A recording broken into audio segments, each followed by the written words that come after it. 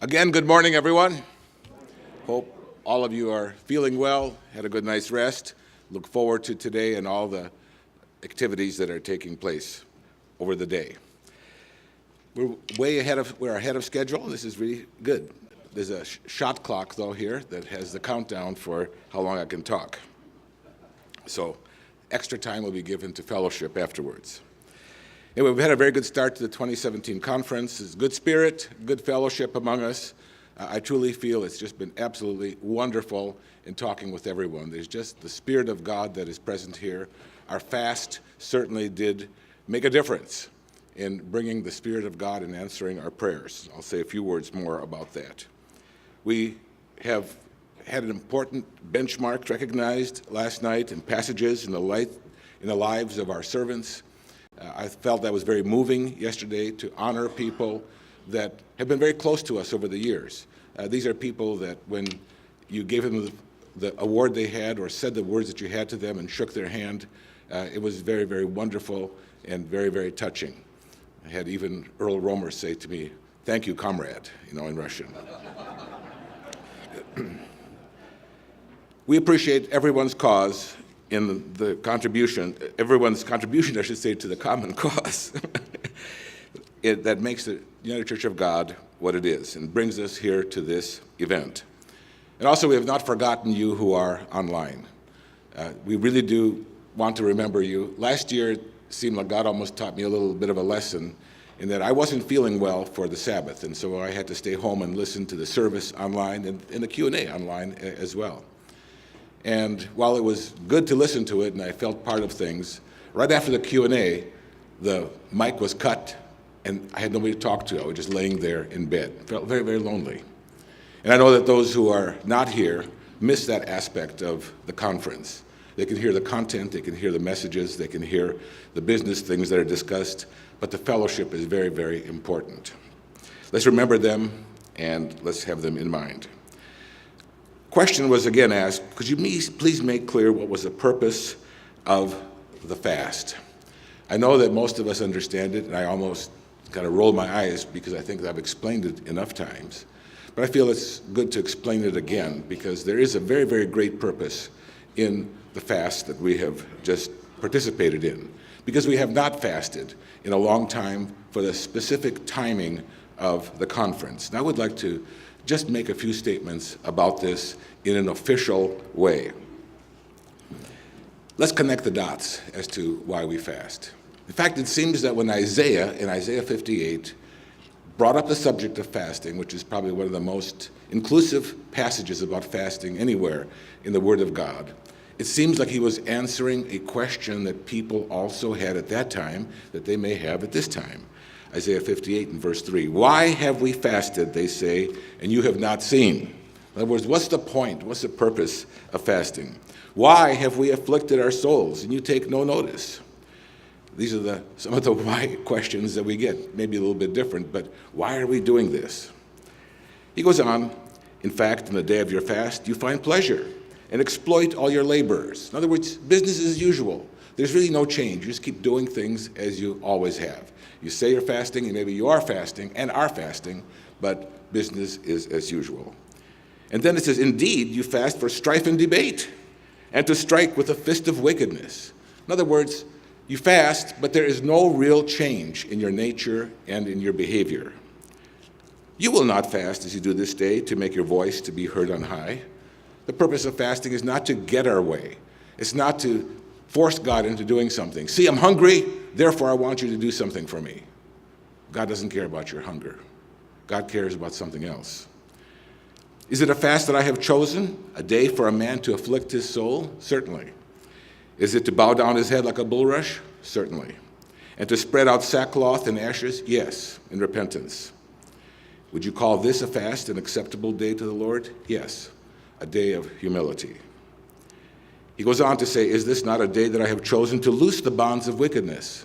I mean, to really make changes, to undo the heavy burdens, to let the oppressed go free, that you break every yoke, things that tie us down, tie our minds down. Is it not to share your bread with the hungry, to become giving, and that you bring to your house the poor who are cast out? When you see the naked, that you cover him, and not hide yourself from your own flesh.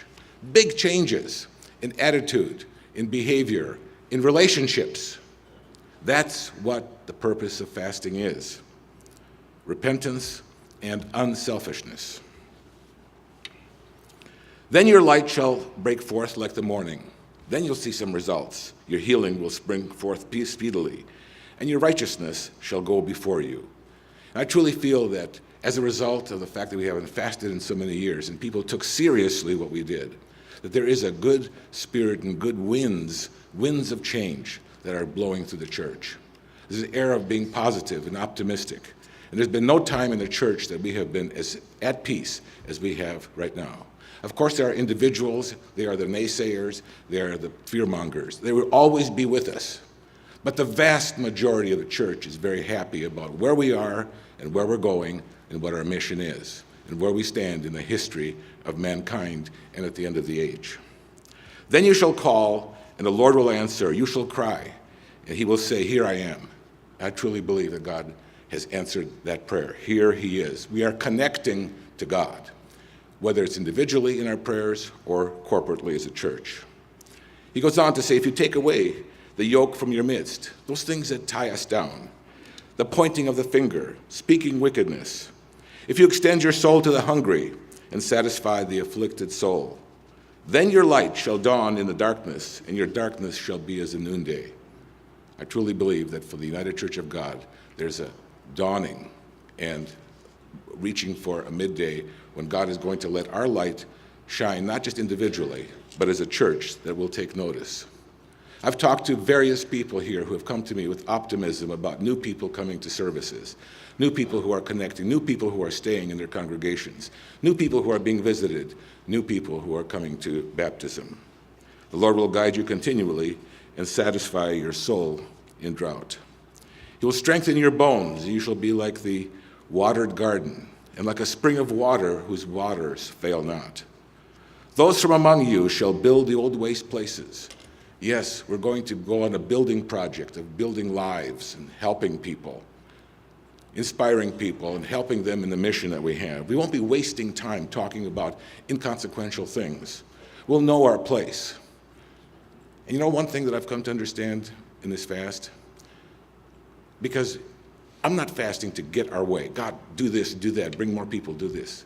I've come to understand, who we are. I've come to understand how small we are. When I started working at church administration in 1990, there were 100,000 people who attended services every Sabbath. And I thought that attendance will be going up. We'll be up to 500,000. Who knows? Maybe a church of 1 million people in 20-some years. Now we are a church of about 7,300, about 7.3% of what we were. But I take this very positively. God has gone through a purifying process. He's worked through people who have gone through having to make choices between what's right and what's wrong. They had to choose between personalities and what's right and what's wrong. And you are those people right here in this audience. God wants the church to flourish. You shall be called the repairer of the breach, the restorer of streets to dwell in. And you know something? This is the answer. This is the answer for the question that was asked by Isaiah at the beginning, why have we fasted? Why have we fasted? So if somebody says, what's the crisis? Answer is there is no crisis. Well, why are we fasting? We're fasting for these reasons, because we're at a time of peace and want to find understanding. God says that we're to not do his work by our might, because we are tiny and small. This is one thing I've come to understand, that we are so tiny and so small. We're no longer a lake. We're no longer a puddle. We're no longer a cup. We're a thimbleful that really makes no difference in this world. If we vanished, nobody would even notice. But God knows us, and God has a purpose, and God has people in this congregation and in the ministry who are going to make a difference in this world.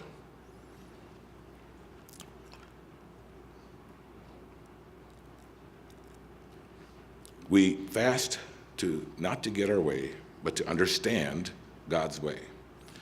On the day of the fast, I was assigned the sermon almost just a few days before by Steve Myers. He said, well, when you come back from Africa, could you give the sermon? And Bev and I arrived back on Friday morning, and then I had the sermon the next day and the fast. And to be truthful, it was a hard day. It was a very, very hard day after traveling over 30 hours back from Africa, fasting that day and giving the sermon. I said, while I did fast, I needed to fast again, which I did the next week, just to have God work in me. And sometimes it takes this to prime you to say, what's important, and what do I need to be thinking of, and what do I need to put into my mind? There's some very positive indicators in the church. I do feel like we are Gideon's army of 300 of sorts that have been brought down to a level of where we can all unitedly work and do things the way we should. There's a few demographics that are of interest. We are, first of all, a church that's very aging, just like the ministry is aging. But instead of crying about it, we need to take a look at what the positive is. And there's positive on both ends, of those who are aged, those who are seniors, who have a very important mentorship and leadership role in the church, along with the new people who are coming along. We do have people who are coming along in the membership, and as you see, in the ministry. One of the greatest joys of seeing new ministers is to see little children with ministers, because most of the time, the ministry is talking about their grandkids or great-grandkids. Now they're holding little babies. They're bringing them to the training sessions. They're crawling around at our socials. It's nice to see that among our young. A few demographics that are of interest. We have a specialty group that we are looking at right now called the 1835 group. This is the Timothy group, age 18 to 35. Of our membership, we have 941 of these people. And I call them Gideon's Army. It's 3 times the size of Gideon's Army. This is a group that is very interested, very primed to do the work. They are focused. They aren't people that saying, I'm just going to my dad's church. I need to go to that church because there's a social for singles or stuff like that. They go there because it's their church. And some of these people are now becoming pastors and coming into the full-time ministry. This year, we decided not to do the regular camp video, which is done every year to encourage kids to come to camp. We've done that so many years. We've done that umpteen years. And we decided to go with a different video, focusing on our young adults, focusing on the work and their contribution to the church. And the theme of the video, while it's not fully formulated here, don't want to reveal too much, but is to encourage relationships across generations. Encourage relationships across generations. People stay in a church because of relationships. And the relationship with God and the relationship with one another. That is so very vitally important. Our feast demographics as of this morning, I looked on our website, of those 841, 744 have already registered for the feast. And we have a big group of children coming up, 860 children that have been registered for the feast. Of course, the next 2 biggest groups at the very end are 65 and up, which are about 2,000, and the 36 to 65 at about 2,300. That group is there. There's lots of them. They're in good health, many of them, most of them, and they are a very vital part of the church. But there is this group that's coming up that is very much involved and very engaged with the church and its process. So I'm very encouraged by this demographic and what we are doing, because pretty soon we'll be handing over the keys to the car to our kids. We're going to hand not only the keys to the car, but also the car itself as they drive on into the future. As I said, I don't know how much time we have, but when Christ returns, we need to be doing the work. We need to be at peak operation of whatever we're doing. So we'll always be doing the work, never going to a misty mountaintop. We'll be doing the work of God. I feel, too, that I need to make a few comments about MMS, Ministerial Member Services, because there were questions brought up about the structure, what we're doing, the operation manager, and so forth. What I can say is that we are functioning very, very well. And what I want to do now is to pass along or to make a chart that I will put into the e-news or some other communication forum about how exactly the structure is working. I operate as acting director of MMS. Chris Rowland is the administrator, and believe me, he does a splendid job, a wonderful job. If there is anybody who could be a Timothy, it could be Chris Rowland. In fact, I'm going to take his name off his door, put Timothy up there. Because he's been that way with me for 21 years. As a member, as a young lad graduating valedictorian from university or college in Indiana, and has been part of what I've been doing, part of our family, part of our church for 21 years. He's been that very, very faithful person who can do anything. Can send him anywhere. I confide in him very, very closely. He reads the things that I send out. I tell him, if I do anything crazy, please stop me. He does so many, many things for me. He is a real Timothy. And he's more than just administrator. He's been a very entrenched part. When I was the only employee of MMS in December of 2010, I called Chris and said, Chris, would you be interested in taking a position as administrator? And he did. And it's been a great, fantastic choice. Also, we have hired Kathy Myers to be assistant administrator, the wife of Steve Myers. She has done a wonderful job in helping Chris with the many things that have to be done with MMS. Many things that are done with MMS have to do with human resources, have to do with salary, money issues, insurance, and that sort of thing. Retirement, all these questions. Chris is on top of all of them. And all of you know who have contacted Chris about anything, you've received professional, courteous, immediate service. And Kathy is very perceptive and been very helpful in the work that we do. But then we have also added more oomph, you might say, to the regional pastors. Instead of just being out there living in different places and not having much contact with the ministry, we've had a renaissance to the kind of work that they should be doing. We have 6 of them around the country, with Steve Myers in the Northeast, Ken Martin in the Southeast, Mark Welch in Central, Mitch Knapp in North Central, Steve Nutzman in the Northwest, and Jim Tuck in the Southwest. And already I have called upon these people, several of them, to really talk through a number of issues locally with people. They have been treated with deepest respect. This has been very encouraging to me. They haven't been blown off as, who in the world are you? They've been dealt, they've had wonderful relationships with the pastors in their area, sometimes talking through sensitive personal things, and I really do appreciate that very much. So we do have contact with the ministry. Anybody who wants to talk to us, if you still want to call me, that's fine. But we do have 6 outstanding regional pastors who have been very, very instrumental and helpful in the movement forward of MMS. Again, I will be having a chart to show the structure of this for your perusal. You might also be interested that on page 32 of the manual here, or page 36, I should say, we do have a chart which is actually a strategic plan for MMS. It shows the 9 major areas of service that it provides and what the plans are for the next year, what the benchmarks and what the outcomes and our targeted realities are a year from now. So if you want to know what MMS is up to, it's been well thought through and is part of this on page 36, the chart, the MMS chart. But also, we've also established, as part of MMS, a ministerial education program team. And this has come together so well here in the last several months. It's being overseen by Darius McNeely.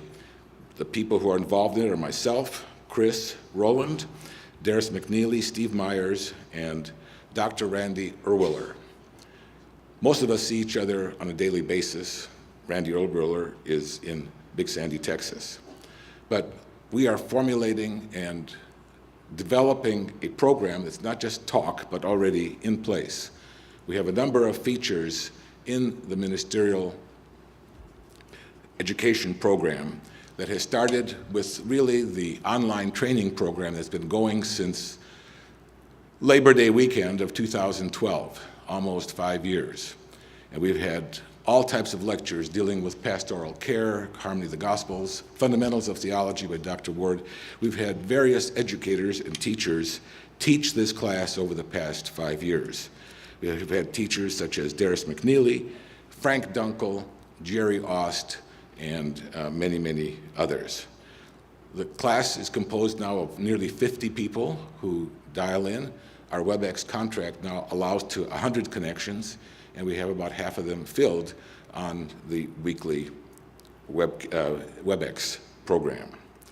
We also have the Pastorals Development Program, which is a 10-day intense residency program at the home office. And this is for the new trainees, this is for some of the international ministers, and also for some of the newer pastors. It's been a very effective program. We have the people who come in for this residency program stay in our homes because we want to get to know them. We want to have breakfast with them every day. We want to know what they're thinking. We want them to interface with us. And we've had 2 sessions and are planning for a 3rd one with internationals coming from Zambia, from Kenya, and other places. In fact, some internationals, it's more effective for them to come in for the PDP than for the General Conference of Elders. If they're coming this far, it might be better, we feel it's better for them to be in an intense training program at the home office.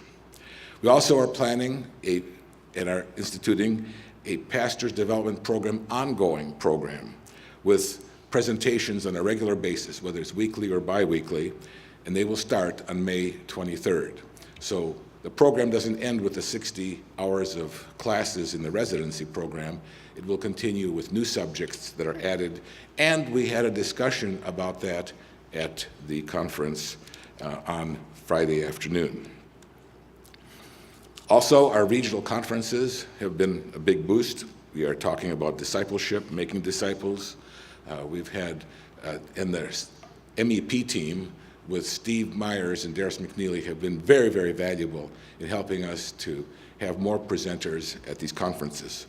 We started the 3rd round of conferences in Atlanta in January. Our next one is in Northern Ohio in July. But we'll get around to 3 conferences a year and cover the entire country in 2 years.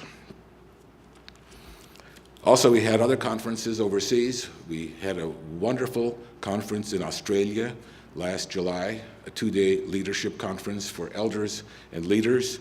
It was put together by Bill Bradford, Bob Dick, and myself, and Bob Dick traveled with us to Australia.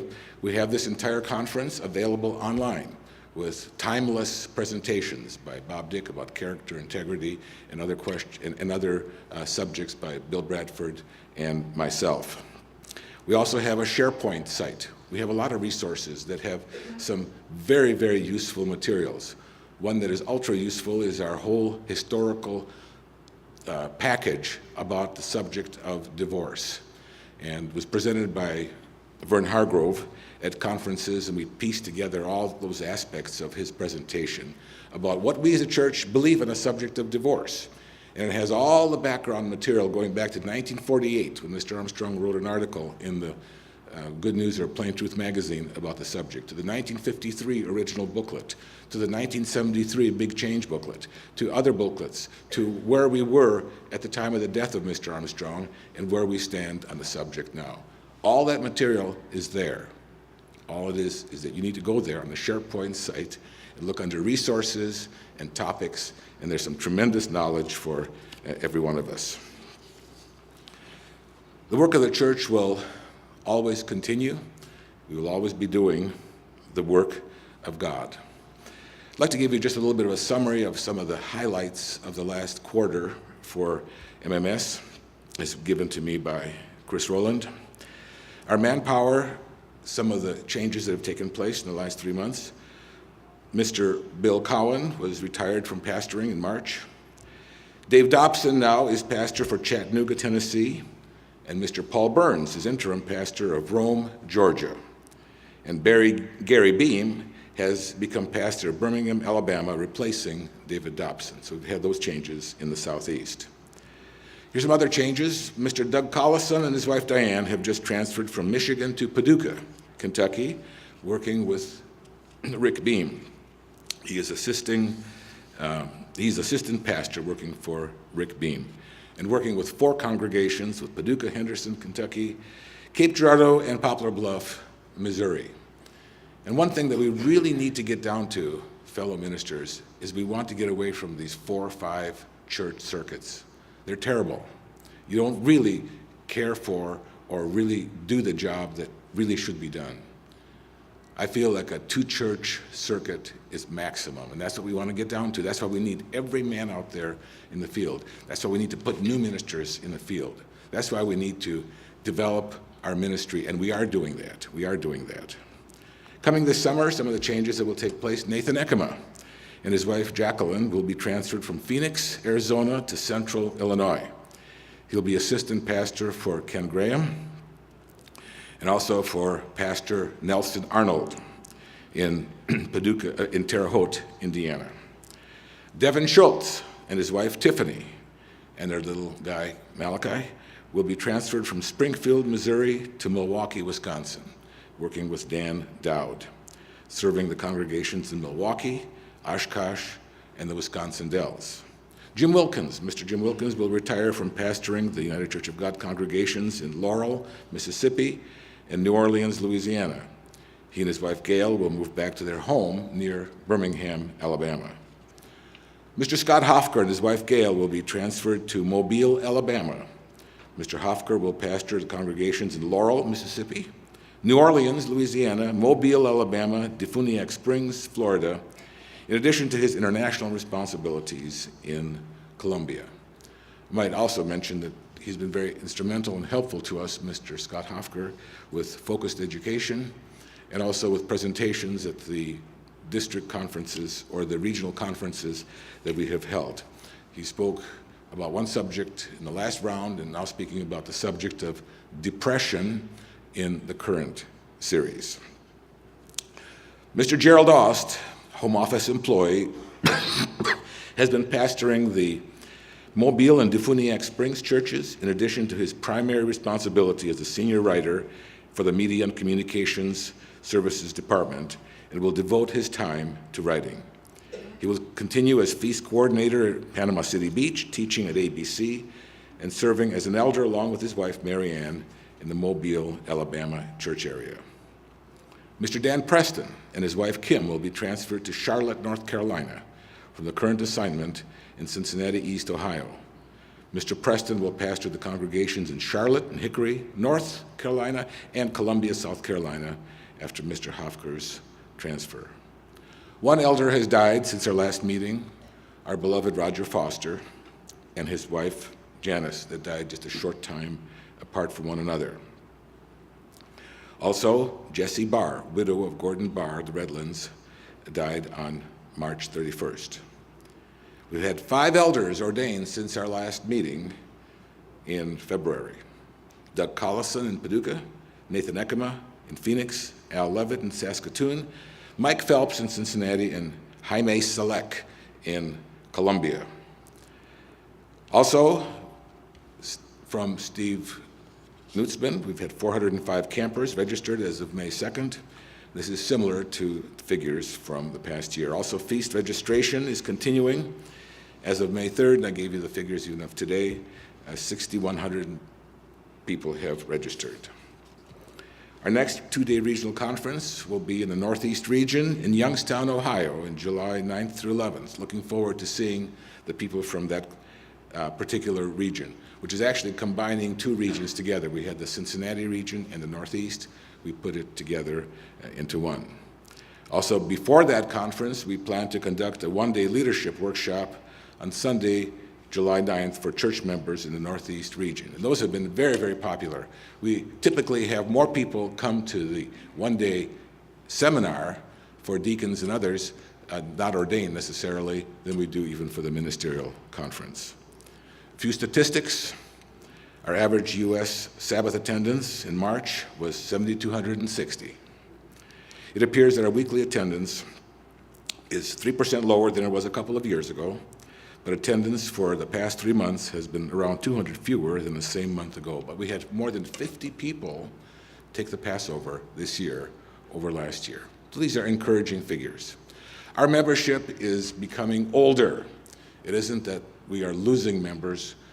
We have more and more people who are not able to make it to Sabbath services. They're older people, finding it more difficult to get to the feast and to Sabbath services. We currently have 389 elders in the United Church of God, of which 98 are outside the U.S. So almost 1/4 of all of our elders are outside the U.S., 291 in the U.S. And of those in the U.S., 291, 77 are in the role of church pastor, and 14 are serving as associate or assistant pastors. And we currently have 2 ministerial trainees. We have 194 churches and Bible study groups in the United States. So far, we've had 47 reported baptisms through April of this year. So this is a summary of the work that I do, that work through the MMS. I still feel so positive about the church. I wake up thanking God every day for being alive and for being able to go to work and to be a part of such a wonderful group of people as you are. I have never been happier in my life than I am right now, or as excited about the work that we are doing in the Church of God. May God bless you, and may God be with you.